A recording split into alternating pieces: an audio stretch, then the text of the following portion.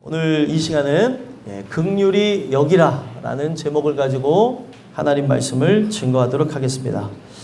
여러분들과 제가 유다서의 말씀을 함께 읽으셨는데, 이 유다서의 말씀은 베드로 후서 2장의 내용과 흡사한 모습을 갖고 있습니다. 이 내용을 통해서 우리가 유추해 볼 수 있는 것은 누구의 영향을 받았다라고도 생각할 수 있지만, 가장 중요한 것은 성령 하나님이 한 분이기 때문에 동일한 메시지를 통해 이야기하시는 것이 있다는 거예요. 그 동일한 메시지가 무엇이냐면, 베드로 후서가 쓰여진 것은 바로 재림신앙을 끝까지 사소해라. 우리가 예수가 곧 오실 거니까 그 분이 오실 날을 바라다 보며 살아야 될 것을 얘기했어요. 근데 그 재림주로 오시는 예수를 늘 기다리며 은혜 안에 살면 안 되니까, 그때 당시에 거짓 교사가 교회 안에 침투하고 주변에서 역사하면서 하나님 말씀을 듣지 못하겠다는 거예요. 근데 마찬가지로 이 유다서의 내용을 보게 되면 거짓 교사들이 그 교회 안으로 침투하고 각 가정으로 들어가면서 어떤 일들을 하냐면 도덕적 방종을 부추기며, 그리고 우리가 기다려야 될 예수님에 대해서 그 예수는 기다릴 분이 아니라고 하는 잘못된 메시지를 좋다는 거예요. 그러면 예수를 기다려야지만 우리가 어떤 환경 속에서도 이기며 승리할 수 있는 건데, 예수님에 대한 생각을 모호하게 만들어버리면서 신앙이라는 것이 무너지는 그들에게 하나님 말씀을 다시 제대로 깨닫게 하기 위해서 쓴 것이 유다서였다는 겁니다. 그래서 이 유다서의 이 내용을 이제 제가 잠깐 말씀드렸는데, 제가 항상 배경을 좀 따분할 수도 있는데 말씀을 드리는 거는 이 배경을 통해서 오늘 나의 신앙의 배경에 하실 이야기가 있는 거예요. 근데 이 부분을 만약에 잘 안 들으시고 그냥 저 뒤에 얘기가 중요하니까 라고 하면은 뒤에 얘기를 왜 했는지를 모른다는 거예요. 그러니까 잘 들으셨으면 좋겠고, 항상 이 내용을 통해서 얘기하고 있는 게 이 유다서의 내용이 옛 이야기의 내용이 아니라 오늘 나에게 말씀하시기 위해 하나님께서 예정하신 바로 나의 모든 부분에서 순종하게끔 하기 위한 유언과 같은 메시지라는 거예요. 이거를 들어야 살 수 있다는 거죠. 어린아이들이건 또 청년들이건 노년에 계신 분들이건 우리가 정신을 차리고 들어야 되는 거는 바로 이런 거라는 거예요. 오늘날 많은 사람들이 잊고 살아가는 게, 내가 지금 이 자리에 부름을 받은 게 예배를 하기 위해서 부름을 받았는지 아니면 다른 걸 위해서 부름을 받았는지 잊어버릴 때가 있는데, 잊지 마시고 이 내용을 들으시면서 나의 삶 속에 하나님이 바라시는 게 무엇인가, 하나님이 원하시는 거는 그때 당시에 그 거짓 교사들로 인하여서 교회가 어지럽고 그들이 한 이야기를 통해서 어떤 일들이 일어났을까요?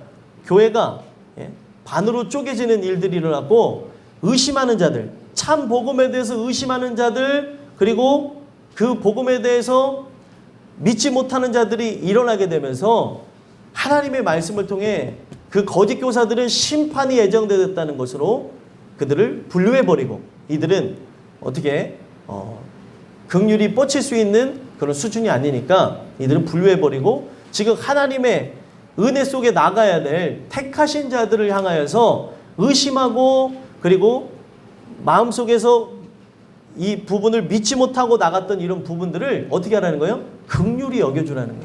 지금 이 땅끝 교회라고 하는 교회는 어떤 사람들이 모였을 것 같아요? 죄인들이 모였어요. 죄인들이 모였는데 각양각색의 모습이 다 있습니다.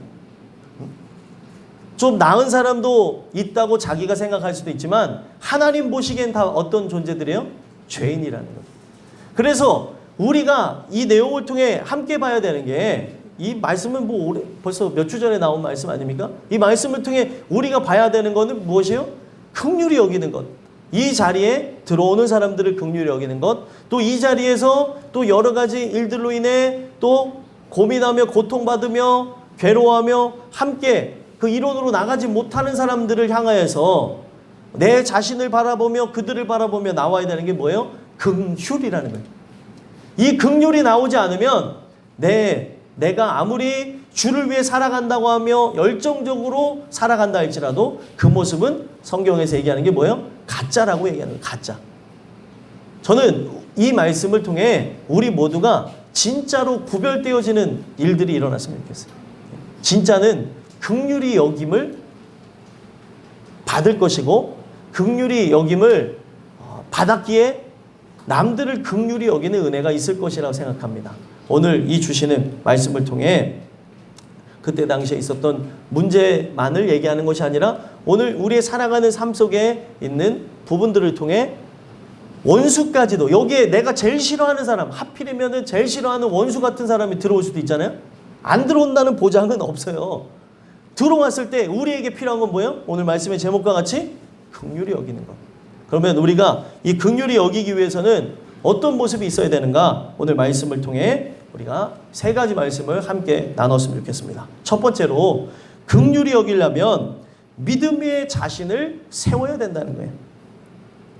무엇이라고요? 믿음 위에 자신을 세워야 된다. 자, 믿음 위에 자신을 세워야 된다는 게 어떤 얘기일까요? 자, 우리를 세우는 그런 재료가 믿음이라는 거예요. 자, 여기 우리가 이 교회가 이 세워진 걸 보게 되어지는데, 땅끝교회가 세워져서 우리가 이 건물 안으로 들어왔습니다. 땅끝교회라고 하는 건물은 땅 위에 세워졌죠. 여기에 각종 재료들이 들어갔는데 교회를 만든 재료들이 그렇게 좋지는 않아요. 그래서 비가 오면은 셀 때가 있고 비가 오면은 흔들릴 때가 있고 어떨 때 차가 지나가면 무너지는가 하는 생각을 할 때가 있어요. 재료가 그렇게 좋지 않다는 거예요. 근데 어찌됐든 그 재료를 통해서 집을 만들고 하는 걸 보게 되어지는데, 성경은 우리에게 어떤 것이 터가 돼야 된다고 했냐면, 터는 예수님. 그 예수님 위에다가 바로 믿음이라고 하는 재료를 가지고 아름다운 집을 지어야 된다고 얘기하는 거예요. 자, 그러면은 우리가 믿음 위에 나라고 하는 사람을 세운다면, 나라고 하는 인생의 집을 세운다고 한다면 도대체 재료인 믿음은 어떻게 마련하냐는 거예요. 성경은 믿음은 들음에서 난다고 얘기합니다. 들음은 그리스도의 말씀으로 말미암음이라. 바로 로마서 10장에서 얘기하고 있는 부분이죠. 우리가 그 말씀을 통해서 들음으로 무엇이 생긴다고요? 믿음이 생겨난다는 거예요. 그러면은 오늘 우리가 어떤 존재를 긍휼히 여긴다면 가장 먼저는 어떤 존재부터 우리가 사랑하게 되어져요? 바로 내 자신을 사랑하고 내 자신과 같은 형제를 사랑하고, 마지막 단계가 누구예요? 형제 같지 않은 누구를 사랑해요? 원수. 늘 말씀드리지만 원수가, 집안에 있는 원수는 사랑할 만해요. 무슨 말인지 이해를 못하시네. 집안에 있는 원수는 사랑할 만하지만 집안 밖에 있는 원수, 나하고 완전 사상이 다르고 스타일도 다르고, 그리고 뭔 얘기만 하면은 나하고는 대립 구도를 있는 그 사람들, 그리고 뭐 심지어 그 사람들로 인해서 내가 소대를 보거나 피해를 봤다면 사랑하는 게 불가능합니다. 인간의 힘으로는. 그런데 하나님 주신 사랑이 우리에게 들어온다면 어떻게 한다는 거예요? 사랑할 수 있다는 거예요. 그래서 결국에는 이 부분의 가장 기초적인 단계에 그들을 사랑하기 위하여서, 누구를 긍휼히 여기기 위해서는 내가 믿음 위에 먼저 세워져 있어야 된다는 거예요. 다른 거에 세워져 있는 게 아니라. 사람들을 보게 되면 무엇이 기반되어졌는가를 뭘 통해서 아는 줄 아십니까? 신앙생활을 함께하고 있어요. 여기 땅끝교회 식구들이 다 나오면 100명이 되는데 다 안 나와서 그래요.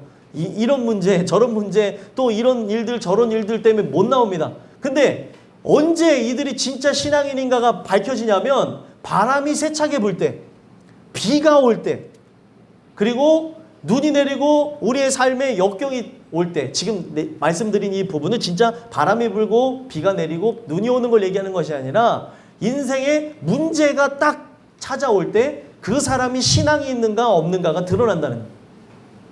오늘 우리가 믿음 위에 세워져 있지 않으면 하나님께서는 우리가 믿음으로 세워지게 하기 위해서 이 땅에서 믿음 없는 나를 보게 하신다는 거예요.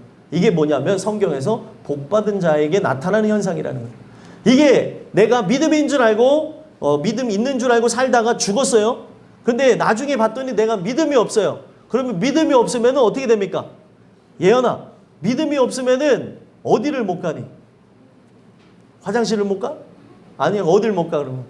천국. 아, 똑똑해요. 다 알만한 걸 질문을 계속 얘기했는데 잘했어요. 네. 잘 듣고 있어야 되는데. 믿음이 없으면 진짜 하나님을 기쁘시게 하지 못하고 믿음이 없으면은 천국에 갈 수가 없다는 거예요. 근데 이 세상에서 내가 믿음 없는 거를 알게 되어졌다면 이건 뭐예요? 기회입니다. 믿음이 생겨날 수 있는 기회를 얻은 거예요. 근데 내가 믿음 있는 줄 평생을 착각하다가 죽었어요. 심판 때 섰어요. 하하, 이제 나는 저 구원받은 자로서 이름이 호명되겠지. 양과 같은 자로 오른편에 서겠지 하고 딱 읽고 있는데 김유선, 자, 왼편 염소 같은 자 하는 순간 어떻게 하겠어요? 눈이 동그래지겠죠? 지금 이 눈보다 더 커질 거예요. 아니, 난 믿음 있는 줄 알고 살았는데 왜 내가 이쪽에 서지? 자, 오른편에 있는 자들은 결국에 천국으로 가는 거고 왼편에 있는 자들은 어디로 가요? 지옥에 가는 거예요. 근데 제 이름이 딱 불러졌는데 왼쪽으로 딱 갈라져요. 심판이 어떻게 진행되냐면 오른편에 양과 같은 자들을 세우고 또 왼편에 염소 같은 자들을 세운 다음에 이쪽에 오른편에 서 있는 사람들은 바로 은혜의 심판이 진행되는 거고 여기는 행위의 심판이 진행되는 겁니다. 하나님의 행위의 심판이 진행되면 살아남을 사람이 있을 것 같아요? 없을 것 같아요?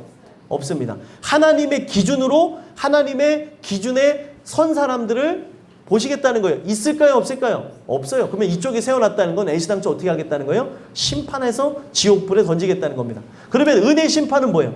부족하지만 연약하지만 그리스도를 의지했기 때문에 내 아들 예수, 바로 너희들을 사랑해서 내 아들 예수를 십자가에 달게 했는데 너희들이 그거를 믿고 의지하며 사랑했기 때문에 내가 그 은혜를 너희들이 사랑하며 살았던 그 모습을 보고 내가 은혜의 심판을 하겠다. 그래서 이들은 구원을 얻는 거예요. 그래서 성경은 행위로 구원을 얻는 게 아니에요. 행위로 구원을 얻는 것이 아니고 하나님의 은혜로 구원을 얻습니다. 근데 내가 이 땅에 살아가면서 은혜로 구원받았는데 내 모습이 마귀와 같다면 구원받은 거야 아니에요? 구원받은 거 아니에요. 착각하고 있는 거예요. 근데 우리가 살아가면서 착각은 자유라고 엄청난 착각을 하고 살 수 있는데 믿음에 대해서 착각하고 있는 내가 어떤 삶의 역경과 고난과 환난을 딱 맞으면서 내가 그 믿음이 없는 존재라는 것을 알게 되어졌다는 거예요. 그럼 이거는 뭐예요? 복이라는 거예요. 복. 세차게 바람이 불어서 모든 게 다 무너지는 것 같고 세차게 바람이 불어서 나는 혼자 남은 것 같고 그리고 아무것도 아닌 것처럼 느껴졌어요. 이건 뭐예요? 다시 시작할 수 있는 기회를 주신 엄청난 복이라는 거예요. 그런데 심판대에서 내가 그때 이런 모습을 느꼈다면은 이 사람에게 기회가 있습니까? 없습니까? 없다는 거예요. 오늘 여러분들과 제가 이 주시는 말씀을 통해서 남들을 긍휼히 여기고 있는가 한번 살펴봤으면 좋겠고 그 긍휼히 여기는 그 모습 가운데 하나님이 나를 불쌍히 여기셔야 나타날 수 있는 게 뭐예요? 하나님 말씀을 들을 때에 믿음이라는 선물을 받게 되는 거예요. 성경에 보면 믿음이 뭐라고 얘기합니까? 선물이라고 얘기해요. 선물. 하나님만 줄 수 있는 거예요. 내가 이거를 원한다고 해서 받을 수 있는 것, 바란다고 해서 바랄 수 있는 그런 부분은 아니에요. 그래서 우리가 내가 어떤 열심으로서 얻을 수 있는 게 아니라 인간이 할 수 있는 최소한의 것이 뭐라고 얘기하는 거예요? 긍휼을 기다리는 거예요. 나를 불쌍히 여겨달라. 그래서 성경에 보게 되면 불쌍히 여겨달라는 내용들이 많이 나옵니다. 제가 요즘에 항상 좀 어떤 부부 속에서 계속 바라보는 인물이 바디메오라는 인물인데 그 사람을 얼마나 사랑하셨으면 하필이면은 바로 여리고성을 통과하면서 유다로 들어가는데 그 유다에 들어가기 전에 여리고성에 이제 그 통과하면서 가시려고 할 때 거기서 늘 예수를 부르짖었던 청년 하나가 있었던 거예요. 바로 소경이었던 맹인이었던 바디메오라는 청년입니다. 그는 늘 누구를 기다렸겠어요? 예수를 기다린 거예요. 목적이 뭐냐면 눈 뜨겠다는 목적이 아니에요. 문헌에 보니까 그때 당시 예수라는 이름을 갖고 활동했던 거짓 선지자들도 많았고 그리고 이적과 기사적인 그런 측면에서 그때 당시 하나님의 아들 예수님보다 더 기적을 많이 행한 거짓 선지자들이 있었다는 얘기를 제가 읽었다는 거죠. 그렇게 많은 사람들이 또 수많은 사람들이 그때 당시 막 궁중심리에서 이끌려갈 때 예수님을 따라하기보다 그런 거짓 선지자를 더 많이 따라다닌 이야기도 있더라는 거예요. 근데 그 많은 이야기 속에서 기적을 바랬던 것이 아니라 바로 바디메오는 그 맹인이었던 그 젊은 청년은 예수를 만나는 게 목적이었다는 거예요. 근데 눈이 어두우니까 자기 스스로 예수님을 찾아갈 수 있어요? 없어요. 그러니까 늘 하염없이 긍휼을 기다린 거죠. 나를 불쌍히 여겨주시옵소서. 불쌍히 여겨주시옵소서. 그러던 중에 예수가 여리고성을 통과하면서 내가 만나고 싶었던 분, 뵙고 싶었던 그분이 지나간다는 소식이 들려지니까 어떻게 되어져요? 시키지 않았는데 어떤 마음이 나오고 있습니다. 다윗의 자손 예수여, 나를 불쌍히 여기시옵소서. 그랬더니 사람들이 어떻게 할 것 같아요? 예? 조용히 해라. 이 거지가 예수님 그 높으신 분 지나가는데 또 방해 안에 지금 이렇게 사열을 해가지고 좀 이쁘게 지나가야 되는데 너까지 이렇게 시끄럽게 하냐고 방해했을 거 아니에요. 성경에는 그 내용이 아주 간략하게 있지만 조용히 하라 이 말로 나와져 있지만 얼마나 방해가 있었겠냐는 거예요. 근데 이 방해는 이 사람에게 문제가 되지 않아요. 이 사람이 할 수 있는 건 뭐예요? 이 사람이 할 수 있는 건 뭐예요? 부르짖는 것밖에 없는 거예요. 다윗의 자손 예수여, 나를 불쌍히 여기시옵소서. 그랬더니 어떻게 했습니까? 예수가 찾아오셨다는 거예요. 오늘 우리에게 필요한 게 무엇이에요? 이와 예수님이 바로 나의 심령 안에 선물과 같이 찾아오는 거예요.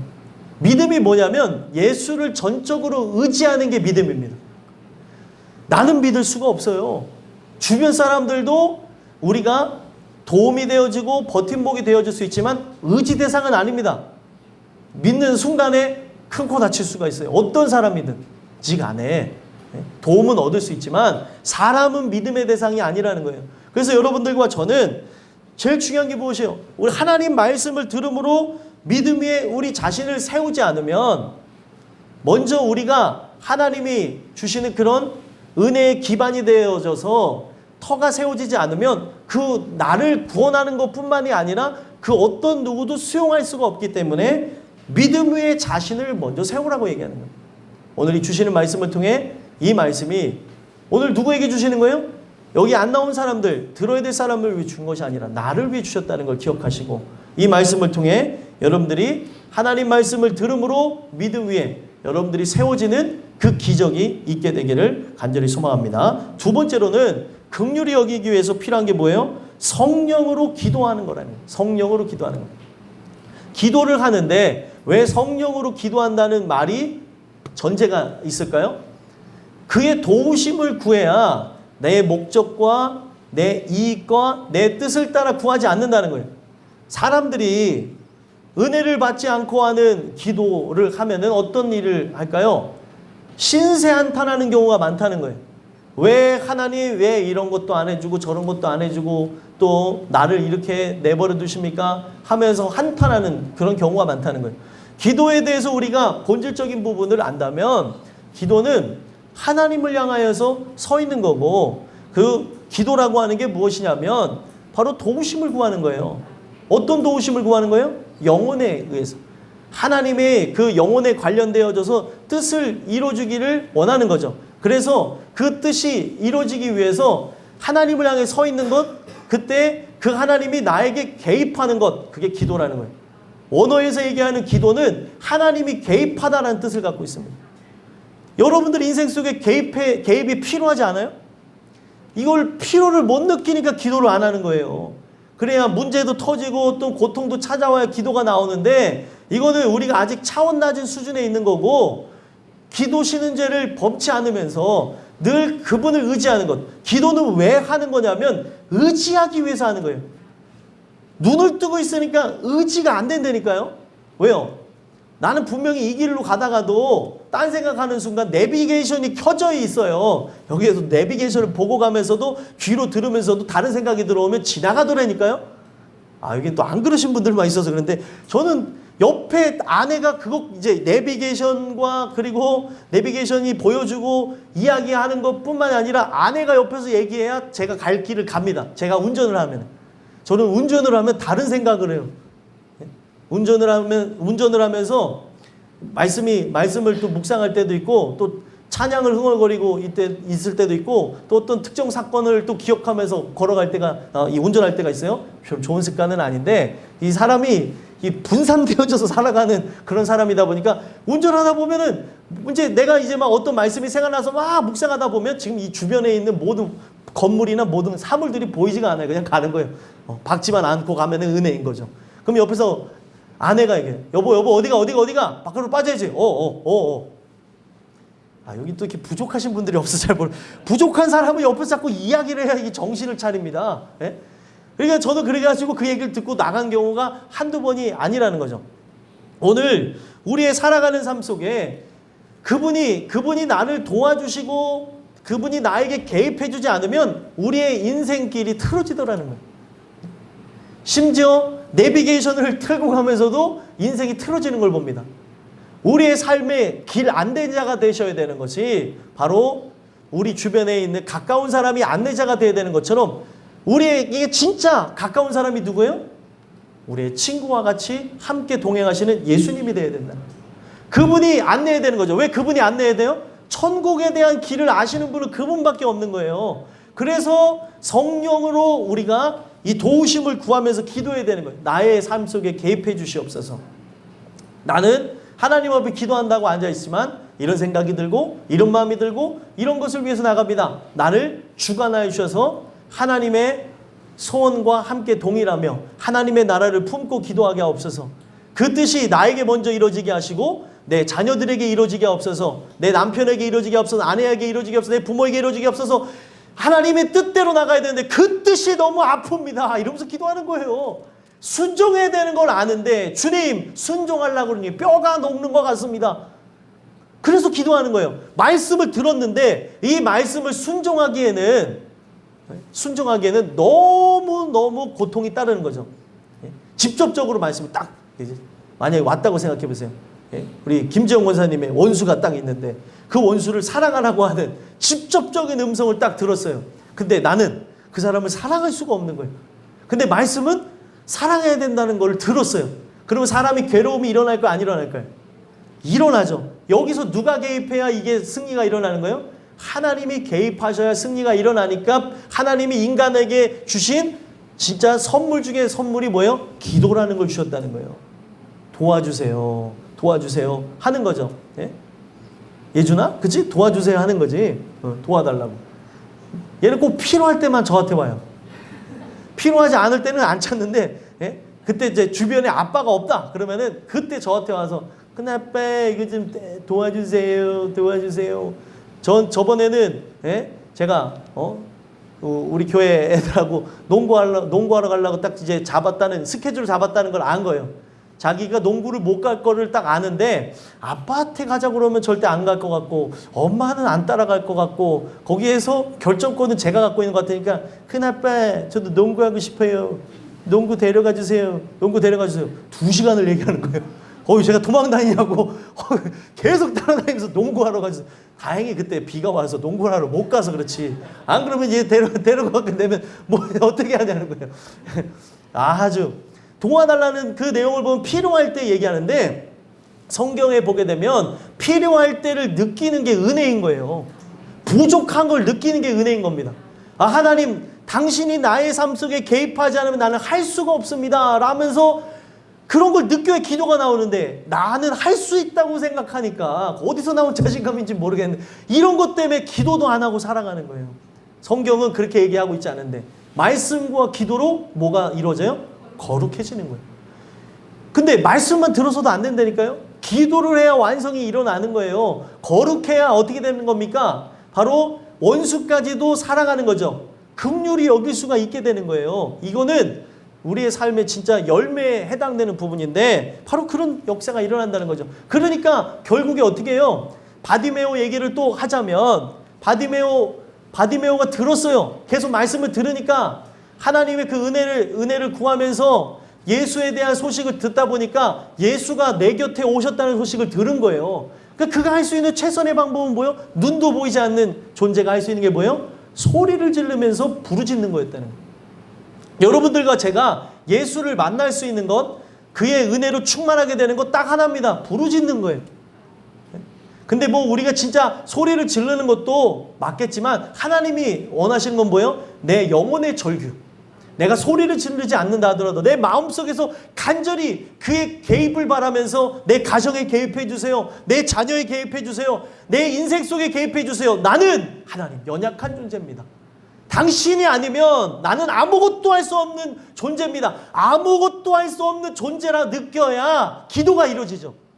내게 능력 주시는 자 안에서 할 수 있어요. 모든 걸 할 수 있어요. 근데 능력 주시는 자가 있어야 가능한 겁니다. 근데 그분께 기도해야 될 내가 기도하지 않는 이유는 딱 한 가지예요. 내가 스스로 할 수 있다는 거예요. 여러분들 어디까지 우리가 내려가야 그분을 의지하겠습니까?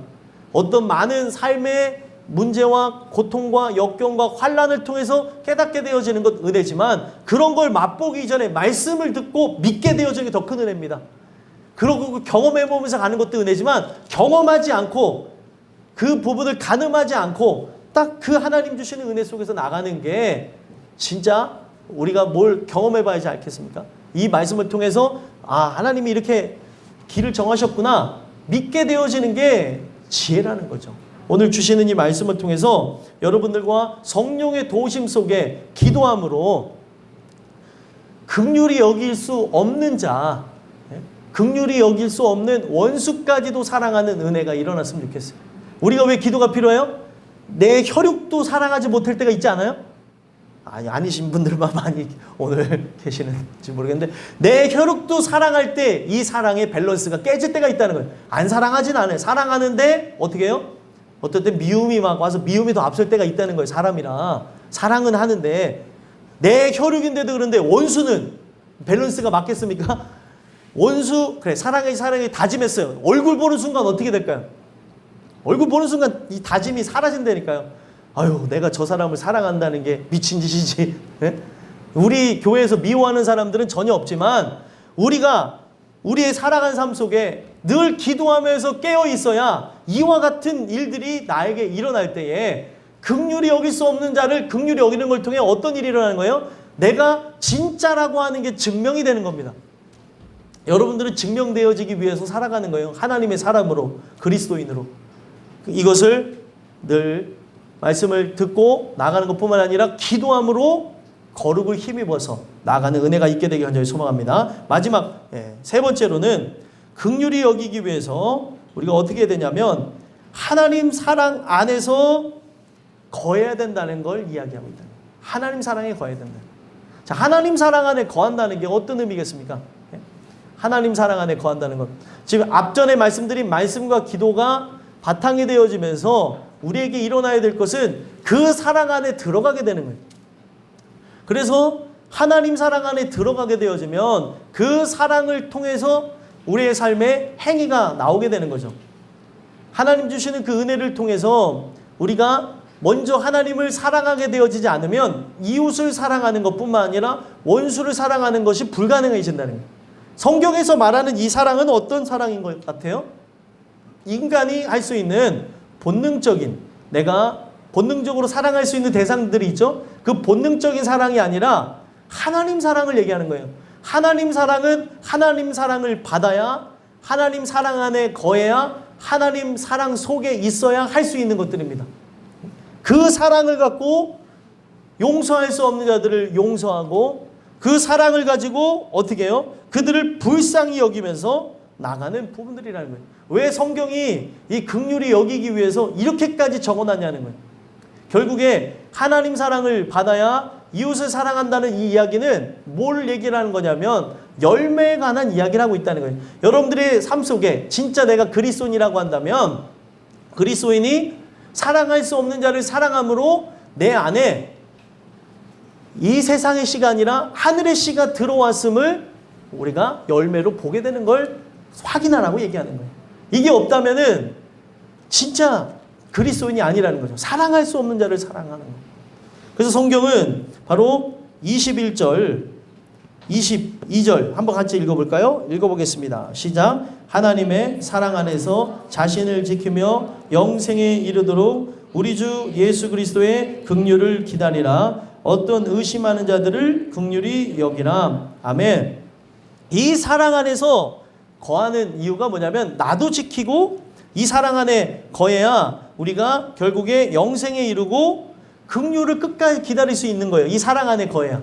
그리고 이 사랑 안에 거하는 것으로 우리뿐만이 아니라 어떤 일이 일어나는 겁니까? 내 주변에 있는 사람까지도 똑같이 지켜주며 영생에 이를 수 있도록 긍휼한 마음을 가지고 그들을 보듬어주며 이끌어주며 함께 갈 수 있다는 거예요.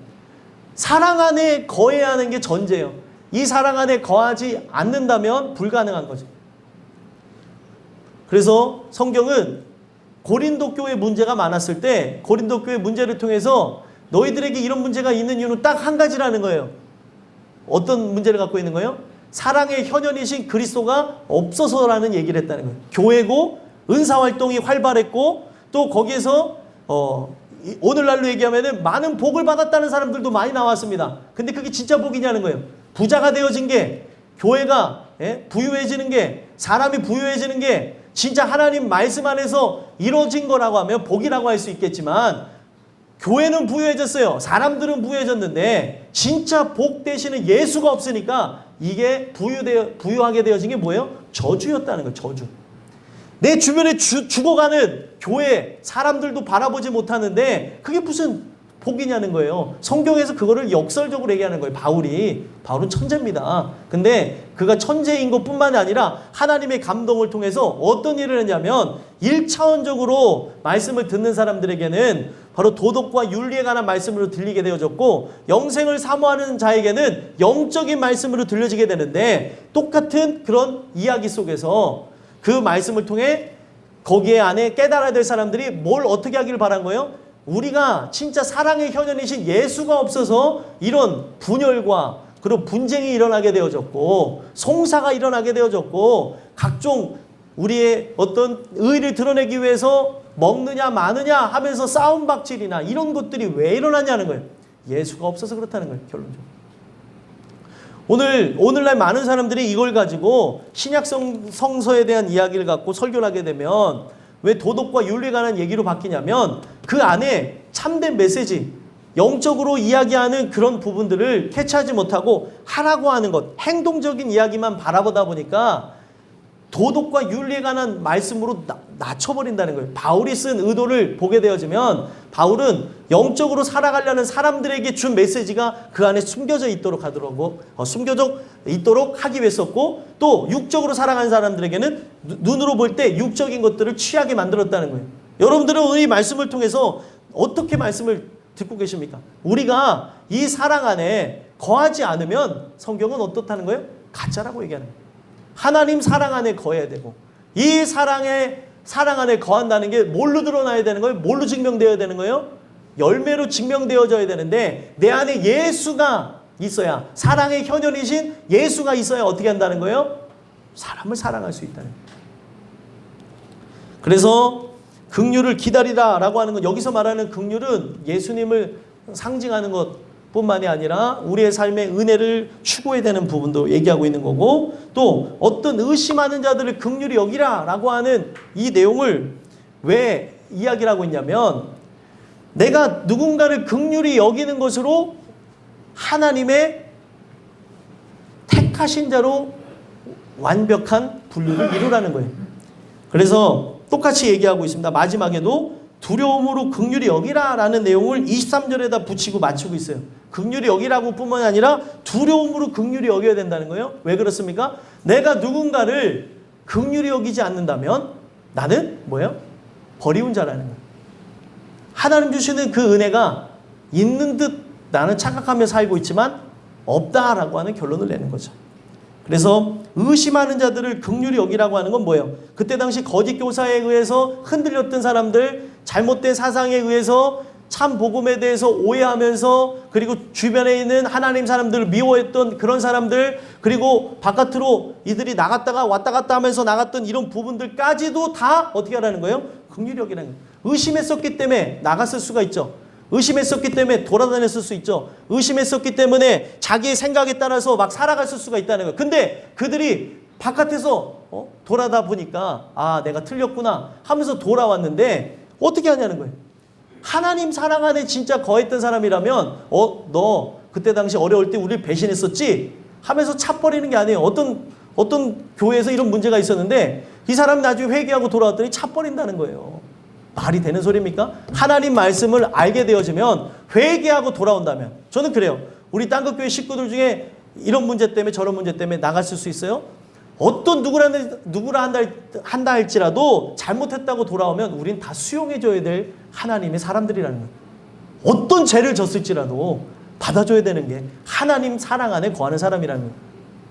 그래서 의심했던 자들, 그렇게 떠나갔던 자들, 그런 문제 속에 있는 사람을 긍휼히 여기라는 거예요. 그러면서 마지막에 하는 얘기가 뭐예요? 우리가 왜 하나님 사랑 안에 거해야 됩니까? 이 사랑이 나오지 않으면 가짜이기 때문에 그런 거예요. 23절 읽어보겠습니다. 읽겠습니다. 시작. 또 어떤 자를 불에서 끌어내어 구원하라. 또 어떤 자를 그 육체로 더럽힌 옷까지도 미워하되 두려움으로 긍휼히 여기라. 아멘. 자, 이 내용을 보니까 이들을 구원하고 긍휼히 여기는 이 내용 속에서 처음에 보니까 뭐라고 나왔어요? 어떤 자를 어디서 끌어내래요?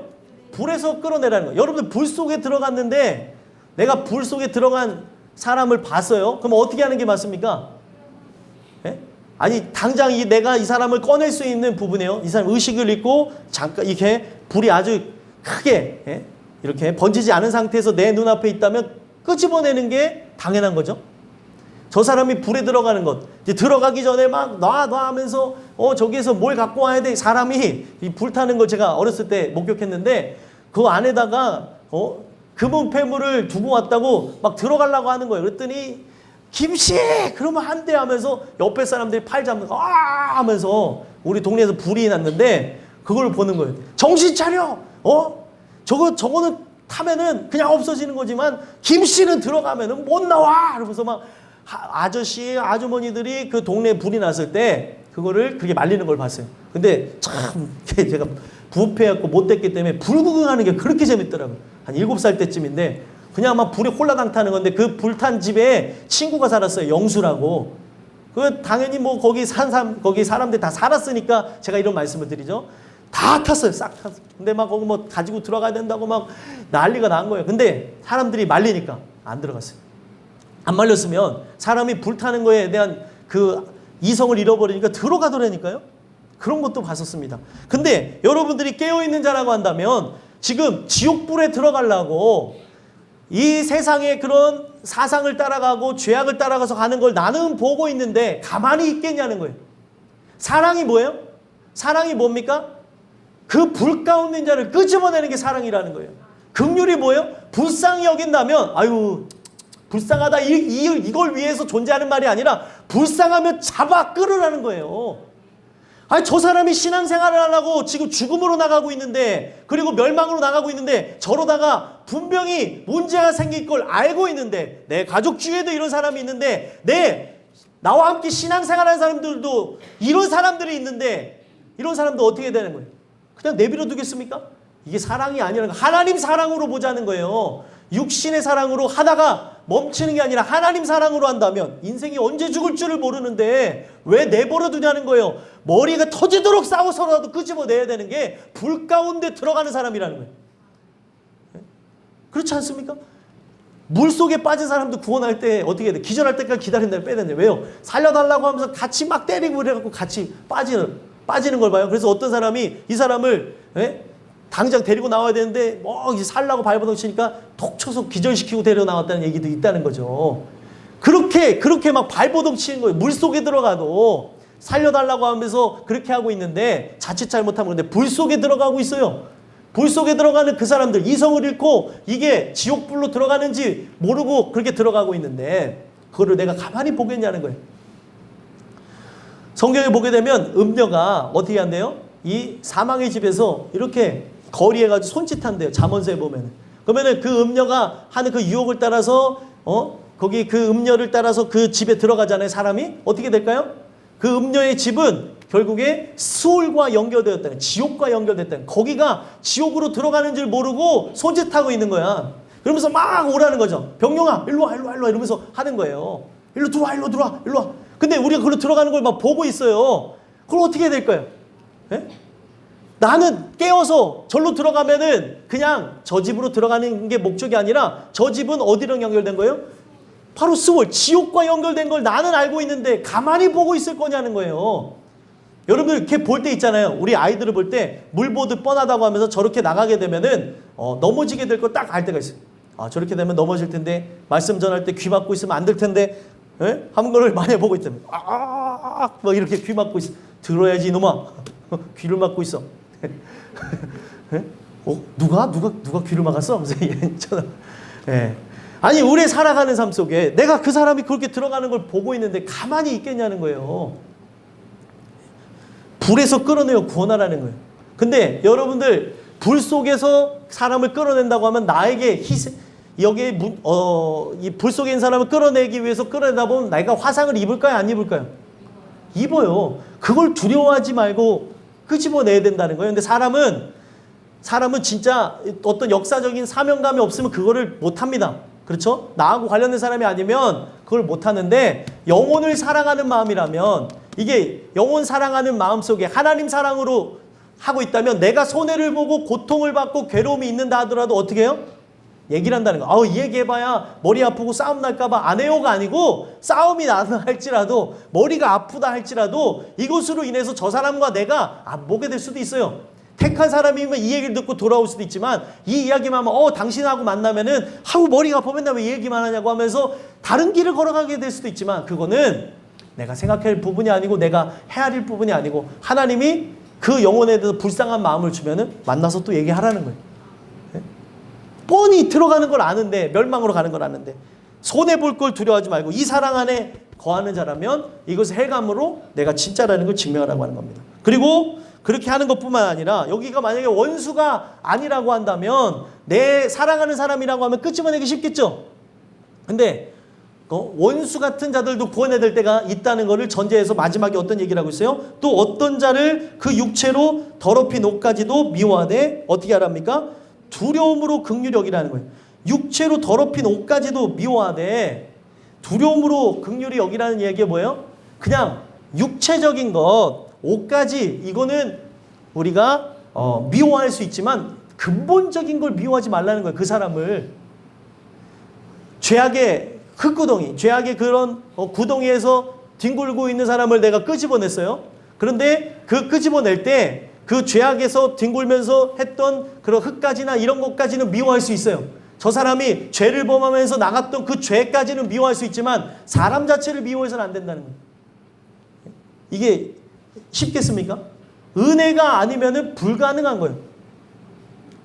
어떤 경우에서든지 하나님 주신 은혜가 아니면은 불가능한데, 마지막에 이거를 육체로 더럽힌 옷까지도 미워하되, 마지막에 붙은 얘기가 뭐예요? 두려움으로 긍휼히 여기라는 건 뭐예요? 내가 혹여나 그런 이 부분을 두려워하면서 미워하면서 나간다고 하는데, 사람을 미워할 수 있나요? 없나요?